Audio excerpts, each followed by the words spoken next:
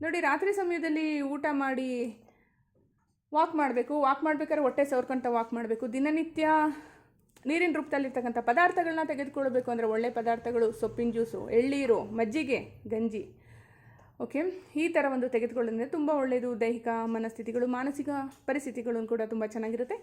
ತಿಂಗಳಿಗೊಮ್ಮೆ ಶೋಧನ ಮಾಡಿ. ಮೊದಲಿನ ಕಾಲದಲ್ಲೆಲ್ಲ ಟೀ ಕಾಫಿಗೆ ಹರಳೆಣ್ಣೆ ಹಾಕಿ ಕೊಡ್ತಾಯಿದ್ರು. ಯಾಕೆ ಅಂದರೆ ಕರಳಲ್ಲೇನಾದರೂ ಊಟ ಮಾಡಿದ್ದೇನಾದರೂ ಹಾಗೆ ಉಳಿದು ಅಂಟ್ಕೊಂಡು ಏನಾದರೂ ಅಲ್ಲಿ ಕೊಳೆತು ಹೋಗುವಂತಹ ಸಮಸ್ಯೆ ಇರುತ್ತೆ, ಇಲ್ಲ ಅಂತಂದರೆ ಹುಳುಗಳಾಗುವಂಥ ಸಮಸ್ಯೆ ಇರುತ್ತೆ. ಹಾಗಾಗಿ ತಿಂಗಳಿಗೊಮ್ಮೆ ಶೋಧನ ಮಾಡಿ ಅಂತೇಳಿ ಹೇಳ್ತಾಯಿದ್ರು. ನಾವು ಕೂಡ ಅಷ್ಟೇ ಅದನ್ನು ಪಾಲಿಸಬೇಕಾಗುತ್ತೆ. ದಿನನಿತ್ಯ ಭಜನೆ ಮಾಡಿ, ಒಳ್ಳೆಯ ವಿಷಯಗಳನ್ನ ಕೇಳಿ, ಪಾಸಿಟಿವ್ ಆಗಿ ಥಿಂಕ್ ಮಾಡಿ. ನೆಕ್ಸ್ಟ್ ಪಾಯಿಂಟು, ಭಜನೆ ಮಾಡೋದ್ರಿಂದ ನಾವು ಕ್ಲಾಪ್ಸ್ ಹಾಕ್ತೀವಲ್ಲ, ಚಪ್ಪಾಳೆ ಹಾಕೋದ್ರ ಮುಖಾಂತರವಾಗಿ ಆಕ್ಯುಪ್ರೆಷರ್ ಆಗುತ್ತೆ. ಹಾಗಾಗಿ ಭಜನೆ ಮಾಡಿ. ಧ್ಯಾನ ಮಾಡೋದ್ರಿಂದ ಮನಸ್ಸಿನ ಸ್ನಾನ ಮಾಡಿಸೋದು ಹಾಗೆ ಆಗುತ್ತೆ. ಸೊ ಮತ್ತಿನ್ನೊಂದು, ಅಭ್ಯಂಜನ ಸ್ನಾನ ಮಾಡಿ, ಎಣ್ಣೆ ಸ್ನಾನವನ್ನು